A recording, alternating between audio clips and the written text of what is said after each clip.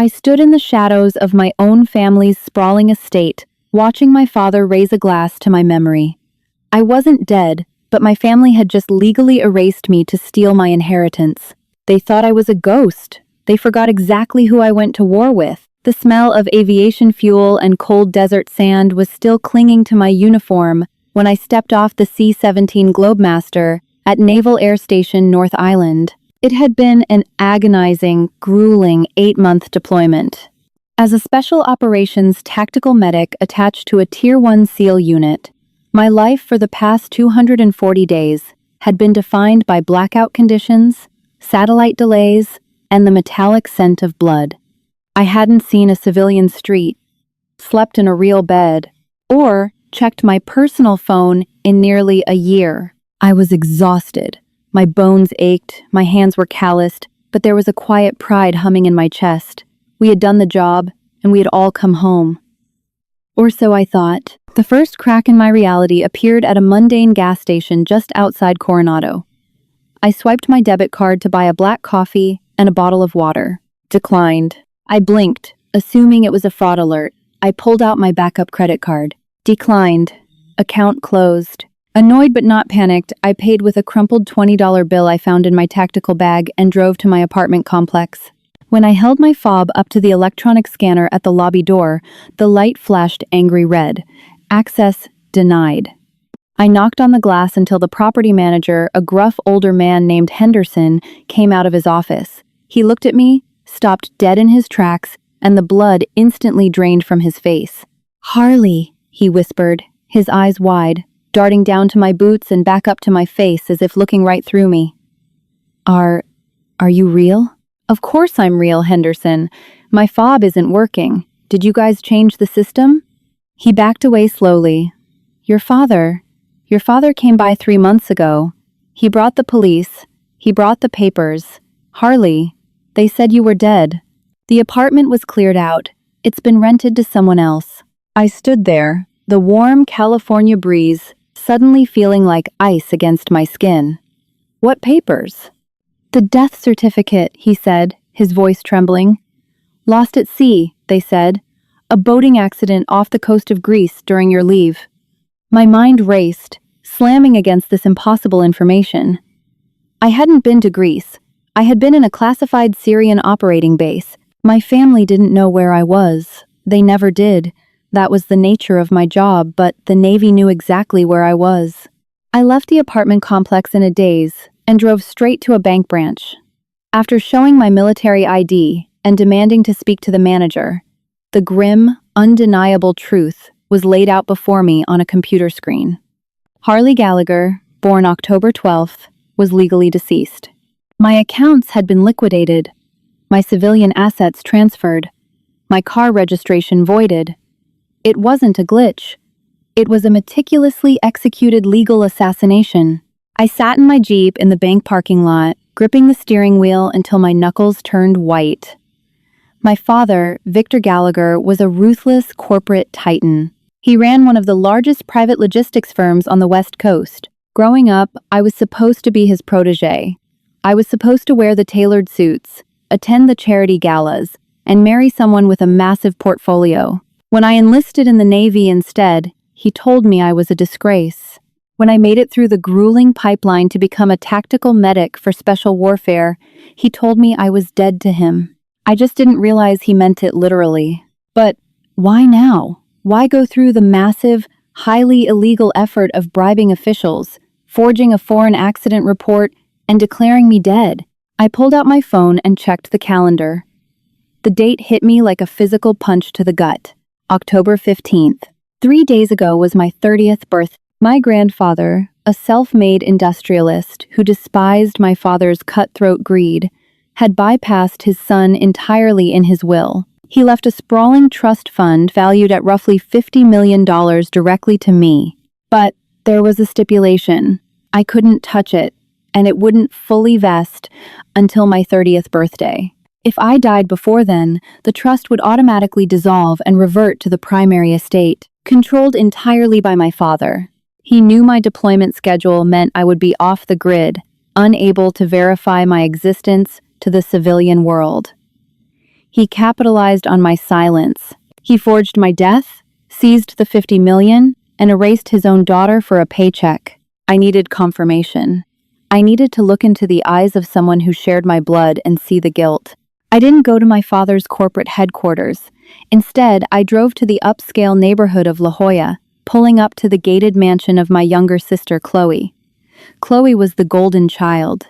She played the game, wore the dresses, and smiled for the cameras. I parked down the street, hopped the back stone wall with practiced ease, and slipped through the terrace doors into her kitchen.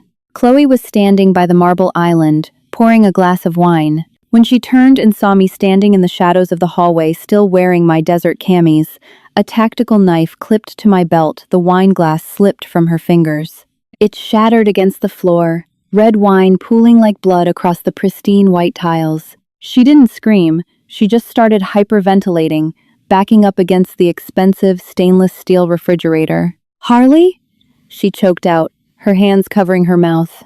"Nice to see you too, little sister," I said, my voice dangerously calm. I stepped into the light. That's when I saw it. Resting against her collarbone was our grandmother's diamond pendant, the one that had been left to me, the one I kept locked in a safe deposit box in my apartment. Dad said. Dad said what, Chloe? That I drowned? That my body was never recovered? I stepped closer, my boots crunching on the broken glass. I didn't care. Did you even ask the Navy? Did you even request a casualty officer? Tears streamed down her perfectly contoured face. He told me, "You went rogue." He said you were involved in something illegal overseas, that you were disavowed, and that if we didn't declare you dead, the government would seize the family assets. He showed me paperwork, Harley, I swear. And the trust fund? I asked coldly. Chloe looked away, her silence deafening. He took the 50 million, I stated, the reality settling into my bones. And he bought your silence with my jewelry. He's hosting a memorial gala tonight, she whispered, her voice cracking, at the Plaza Hotel downtown. He's launching the Harley Gallagher Foundation for Fallen Heroes. He took the trust money and funneled it into the foundation. It's a massive tax shelter, Harley. He's the chairman. The sheer, sickening audacity of it made my vision blur. He wasn't just stealing my money, he was parading my fake death in front of the city's elite to buy public adoration and tax exemptions. Don't go there, Harley, Chloe pleaded, finally stepping forward. He has the chief of police in his pocket. He has judges attending tonight. If you show up, he'll have you arrested for trespassing, or he'll claim you're an imposter. He'll throw you in a psych ward before he lets you take him down. You don't have the money or the power to fight him in the civilian world. She was right. I had $80 in my pocket. My identity was legally void. I was a ghost, and a ghost couldn't hire a lawyer. I turned and walked out the way I came, leaving Chloe trembling in her kitchen. I drove to a rundown diner near the naval base. I ordered a black coffee, sat in the corner booth, and stared at my phone. The civilian world had completely abandoned me. The system was rigged by men who wore $1,000 suits and signed away lives with expensive pens. But Chloe was wrong about one thing. I wasn't powerless. I had something my father could never buy. I dialed a number I knew by heart. It rang twice. "Talk to me, Doc," came the deep, gravelly voice of Chief Petty Officer Thomas Bull Miller. Bull was the team leader of the SEAL platoon I had just deployed with. 6'4" of pure muscle, combat experience, and uncompromising loyalty. 2 months ago, I had kept him bleeding out in the dirt of a hostile valley while under heavy fire, refusing to leave his side until the medevac arrived. "Chief," I said, my voice finally cracking under the weight of the day. "I have a problem." "Location?" he asked instantly. No questions, no hesitation, just a demand for coordinates. "I'm at the diner off 4th Street. Bull. My family legally declared me dead. They stole everything. My dad is hosting my memorial gala tonight." There was a long, heavy pause on the line, the kind of silence that usually preceded a door breach. "Sit tight, Harley," Bull said quietly. The lethal calmness in his tone sent a shiver down my spine. "We're coming." Less than 20 minutes later, 2 black SUVs pulled into the diner parking lot. Bull walked in, followed by 4 operators from our team. They didn't look like the polished, polite military men you see on recruiting posters. They looked like predators. I laid it all out for them. The trust fund, the forged documents, the bribed officials, and the gala happening in exactly 3 hours. Bull listened, his jaw ticking. When I finished, he looked around the table at the guys. "Her father thinks she's a ghost," Bull said, crossing his massive arms. "Thinks she's alone. Thinks a piece of paper makes her disappear." "Civilians think money is power," murmured Reynolds, our heavy weapons specialist, taking a slow sip of his coffee. Bull pulled out his phone. "Hold my coffee, Doc. I need to make a call." "Who are you calling?" I asked. "Commander Hayes," Bull replied, referencing the commanding officer of Naval Special Warfare Group.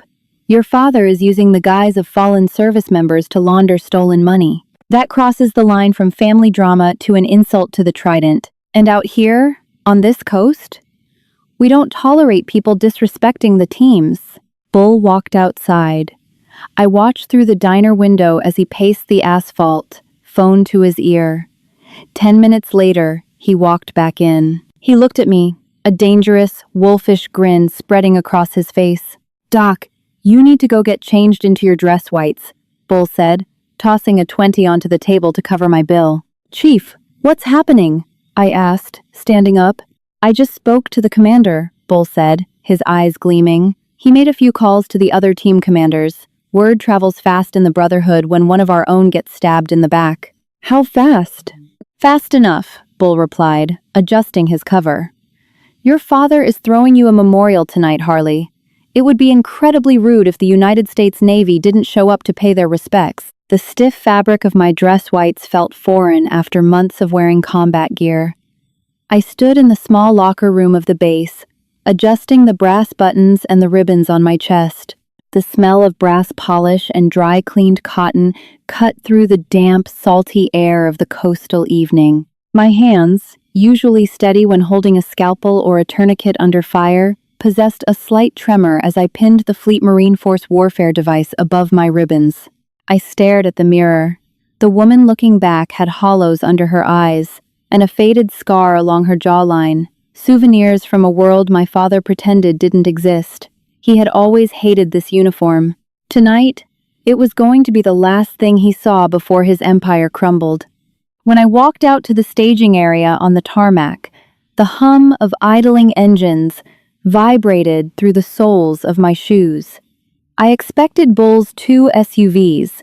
Instead, I saw a sea of crisp white uniforms and the dull matte black of government transport vehicles. There were buses, fleet vans, SUVs. I stopped walking.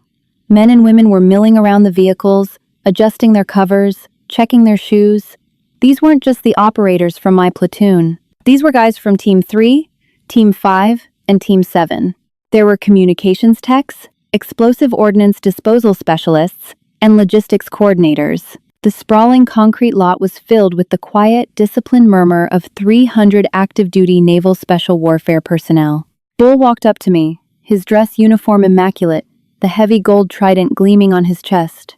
"I told you word travels fast, Doc," Bull said, his voice a low rumble over the engine noise. "Nobody gets to declare one of our medics dead just to balance a checkbook." Commander Hayes, a man whose graying temples contrasted with a jawline carved from granite, stepped out of a black Suburban. He didn't offer a dramatic speech. He just looked at me, gave a single, curt nod, and turned to the crowd. "Load up," Hayes ordered. The command was spoken at a normal volume, but it carried across the tarmac. The response was immediate. Doors slid open, boots hit metal floorboards, and the massive convoy began to roll out. The drive into downtown San Diego was a blur of neon streetlights and heavy silence. I sat in the back of the lead SUV with Bull and Reynolds. The leather seats squeaked slightly as we shifted. Nobody spoke. The internal contradiction of the moment weighed heavy on my chest. I was driving to a high society gala, surrounded by men trained for kinetic warfare, to fight my own flesh and blood. The Plaza Hotel was a monument to excess. Valets in red vests were sprinting back and forth, parking Maseratis and Porsches. The lobby smelled of expensive orchids and heavy perfume, a suffocating sweetness that coated the back of my throat. Commander Hayes stepped out first. He flashed a federal badge at the panicked hotel security director, a man in a cheap suit who took one look at the converging army of white uniforms and instantly stepped aside. "Ballroom C," the security director stammered, pointing a shaking finger toward the grand staircase. We moved in formation. There was no shouting, no chaotic running. 300 personnel marched up the carpeted stairs in perfect, synchronized steps. The only sound was the heavy, rhythmic thud of polished leather shoes hitting the floorboards, a sound that resonated deep in the chest. I stayed in the center of the formation, shielded by the broad shoulders of my team. As we neared the heavy oak double doors of Ballroom C, the muffled voice of my father leaked through the wood. Harley was a patriot. Victor Gallagher's voice echoed through the PA system, thick with manufactured grief. She was my daughter, and while the sea claimed her far too soon, her spirit will live on through this foundation. A foundation dedicated to ensuring no hero is forgotten. Commander Hayes raised his hand. The marching stopped. The sudden silence in the hallway was deafening. He looked at two massive operators standing by the brass handles of the double doors. He gave a sharp nod. The doors didn't just open. They were shoved wide. The heavy oak slamming against the wall stops with a sharp crack that echoed like a gunshot.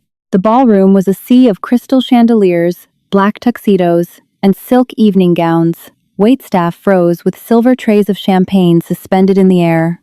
The string quartet in the corner dragged their bows across their cellos in a jarring, discordant screech before stopping completely. My father stood at the podium on a raised stage, a giant, glossy photograph of me in my civilian clothes projected onto the screen behind him. He was dabbing his eyes with a linen handkerchief. He lowered the handkerchief, his mouth falling open as the entryway filled with white uniforms. The SEALs poured into the room. They didn't draw weapons. They didn't shout. They simply occupied the space, forming a solid, impenetrable wall of military discipline around the perimeter of the ballroom. The wealthy donors and corrupt local officials shrank back, their expensive jewelry clinking nervously as the operators lined the walls, their faces expressionless, their eyes locked on the stage. The suffocating smell of roasted duck and panic sweat filled the room. The oxygen felt like it was being sucked out of the ballroom by the sheer physical presence of the personnel. "What is the meaning of this?" my father finally demanded, his voice cracking slightly over the microphone. He looked toward the city police chief, who was sitting at a front table. The chief was staring at his shoes, refusing to make eye contact. "Who is in charge here? This is a private memorial." Commander Hayes stepped forward, the medals on his chest clinking softly. He stopped right at the base of the stage. "We are here to pay our respects, Mr. Gallagher," Hayes said, his voice cold and flat, "to a highly decorated tactical medic. But we prefer to do it while she's breathing." Hayes took a step to the side. The ranks of the men in front of me parted down the middle, creating a clear, unobstructed aisle from the back of the ballroom directly to the stage. I stepped forward into the aisle. The walk from the back of the ballroom to the stage felt longer than my entire deployment. The heavy silence of the room was broken only by the sharp, measured click of my dress shoes on the polished hardwood floor. I kept my eyes locked on my father. As I got closer, the physical changes in him were visceral. The manufactured flush of grief vanished, replaced by a sickening, ashen gray. A bead of sweat formed at his temple, catching the harsh glare of the stage lights. His hands gripped the edges of the wooden podium so hard his knuckles turned bone white. The microphone picked up the ragged, shallow intake of his breath. To his left, sitting at the VIP table, Chloe had both hands clamped over her mouth, her eyes wide with a mixture of terror and shame. I stopped at the base of the stairs, looking up at the man who had traded my existence for a tax shelter. "Hello, Dad," I said. I didn't use a microphone, but the acoustics of the dead silent room carried my voice perfectly. "Harley," he choked out, the word getting stuck in his throat. He looked frantically at the perimeter of the room, at the unblinking stares of 300 SEALs, and then down at the federal agents who were now stepping out from behind Commander Hayes. This is a misunderstanding. A terrible clerical error." "A clerical error," I repeated, the metallic taste of adrenaline flooding my mouth. "A Greek death certificate. A liquidated apartment. A seized $50 million trust fund. That's a lot of paperwork for a typo. Two men in dark suits bypassed me and walked straight up the stairs onto the stage. One held a leather folio. The other reached into his jacket. Victor Gallagher, the older of the two agents, said, flashing a badge from the FBI's Financial Crimes Division. You are under arrest for wire fraud, identity theft, forging federal and international documents, and attempting to defraud a United States service member. You can't do this, Victor shouted, his panic finally breaking through his polished veneer. He stepped back from the podium, pointing a trembling finger at me. She's unstable. She's been in a war zone. She deserted. I have the paperwork. We have the paperwork too, Mr. Gallagher, said a new voice. A woman in a dark navy suit stepped forward from the crowd. NCIS, Naval Criminal Investigative Service. We also have the testimony of the Greek Port Authority official you wired $300,000 to last month. He was very cooperative when we explained the penalties for aiding in the defrauding of U.S. military personnel. The click of the handcuffs was loud. The steel snapped shut around my father's wrists, binding his expensive tailored suit sleeves together. The guests in the room were dead silent, watching the pillar of their high society community being forcefully marched down the stage steps. As the FBI agents escorted him past me, he stopped. He looked at me, his eyes full of pure, unadulterated venom. There was no apology in his stare, only rage that he had been caught. You ruined the family name, he hissed, the scent of his expensive cologne completely masked by the sour stench of his fear. No, I replied, my voice steady, feeling the solid weight of the trident-wearing men standing behind me. You ruined a corporation. You're looking at the only real family I have left. They walked him out the double doors. The silence remained for a few seconds before the police chief stood up, trying to quietly slip toward the emergency exit. Chief Davis, Commander Hayes called out, not turning his head. The chief froze. The FBI will be wanting to speak with you regarding the expedited processing of civilian death certificates in your county, Hayes said, his tone devoid of any warmth. I suggest you wait in the lobby. The chief slumped his shoulders and walked out. The gala dissolved into chaos shortly after. The wealthy donors scrambled for the exits, eager to distance themselves from a massive federal fraud case. The waitstaff quietly retreated to the kitchens. Within 20 minutes, the grand, opulent ballroom was empty of civilians, save for Chloe, who remained frozen at her table, weeping silently into her hands. I didn't go to her. I had nothing left to say to someone who could wear my inheritance around her neck while my father buried my name. Instead, I turned around to face the 300 men and women who had given up their Friday night to stand a silent watch for a ghost. Bull walked up, holding 2 glasses of water he had taken from a deserted table. He handed one to me. The glass was cool against my palm, a grounding, physical sensation that brought me back to the present. Thirsty work, coming back from the dead, Doc, Bull said, a faint smirk playing on his lips. Thanks, Chief, I said, taking a slow sip. The cold water washed away the dry, metallic taste of adrenaline. Commander Hayes stepped up beside us, looking out over the empty ballroom. Your identity will be legally restored by Monday morning, Petty Officer Gallagher, Hayes said. The FBI has already frozen the Foundation's assets. Your grandfather's trust will be transferred back to you in full once the probate court processes the fraud charges. Thank you, sir, I said, looking at the commanding officer. For all of this, Hayes shook his head slowly. You don't thank your brothers and sisters for showing up, Harley. That's just the job. He adjusted his cover and turned to the room. All right, listen up, he barked. Liberty is secured. Everyone back to the vehicles. We're grabbing beers at McPee's. A low cheer rolled through the ranks as the operators finally broke formation, the rigid tension of the night evaporating into the easy camaraderie of the teams. I walked out of the Plaza Hotel into the cool San Diego night. The valets were gone. The red carpet was rolled up. The civilian world that had tried to swallow me whole had been shattered by the uncompromising reality of the life I had chosen. I stood on the sidewalk, the Pacific breeze catching the edge of my uniform. I didn't have a home to go back to yet. My apartment was rented, my car was gone, and my biological family was irreparably broken. But as I climbed into the back of Bull's SUV, surrounded by men who had literally stopped a city to prove I existed, I realized I had never been more alive. The ghost was gone. The medic remained. Family isn't always the blood you are born with. Sometimes, it's the blood you are willing to shed for the people standing next to you. Harley's fight against her own father's greed proved that loyalty is earned, not inherited. If this real-life story of betrayal, military brotherhood, and ultimate justice kept you hooked, make sure to drop a like, share this incredible story with your friends, and hit that subscribe button for more gripping real-world drama.